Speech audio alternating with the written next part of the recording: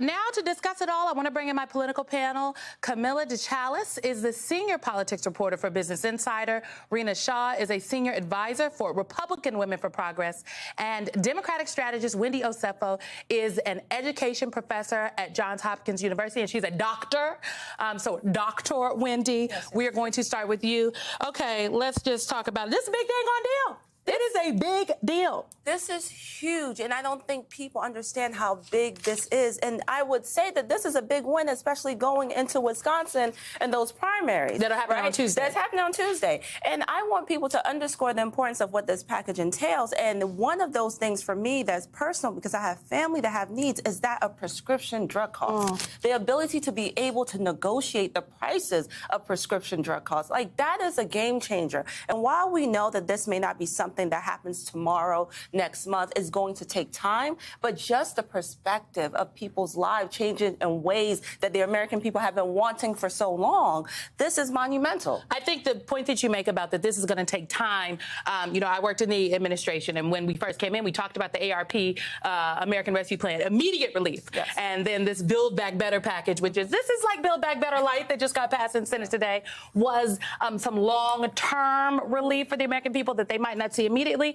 but it's going to make a difference over time. Part of that, Wendy just talked about prescription drugs, insulin caps. Right. Every Republican in the United States Senate today voted no on capping insulin for seniors at $35. Is that going to make them vulnerable in November, Rina? Absolutely. If it's messaged right, that's the whole name of the game here. They just need to say what I just said, honestly. Right on. Because you make it plain and simple that this is about life-saving medication. This is about the basic needs of American people, and they're not being met. So what are these senators doing for us? What are they doing for the average American's plight? If you were a person that feels like the senators in the U.S. Senate are doing nothing for you, you are taking a look at this bill and you're saying it is something. It started somewhere. I've talked many times on this show about being from West Virginia. Senator Joe Manchin, who I've known for 2 decades now. This is a mix-up for me because he's a guy about legacy, but he's also about power. Let's be serious. This is a guy who he's a contrarian because he likes being a contrarian, but he also wanted to get something done for the constituency. Poor people needed this bill. Okay, Not just in West Virginia, across the country. Indeed. I think it's safe to say. Look, a lot of people are talking about the primaries. Okay, Camila, there are, as Wendy said, at least a key primary coming up this Tuesday, particularly talking about Wisconsin.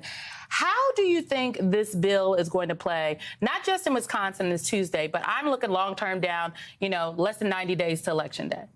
This is going to really impact the Wisconsin primaries. You have Mandela Barnes that's facing the incumbent Republican Ron Johnson, and he can take back and look at what Senate Democrats really did by passing this bill and say, there's more to come if you elect me into office and we get Ron Johnson out of office. You've heard him say that he wants to push codifying more rights for women when it has access to health care because of the overturning of Roe v. Wade. He wants to push more things about health care, about access to abortions. And so he can look and turn to this bill and say, this is what Senate Democrats have done, and I want to contribute to making these changes, to helping Americans, not just in Wisconsin, but across the country, make more decisions in order to better their lives. Ron Johnson, current Republican senator in Wisconsin, do you think he's gone, giving your reporting too far right for the voters? He is one of the Republicans that voted against the insulin cap today.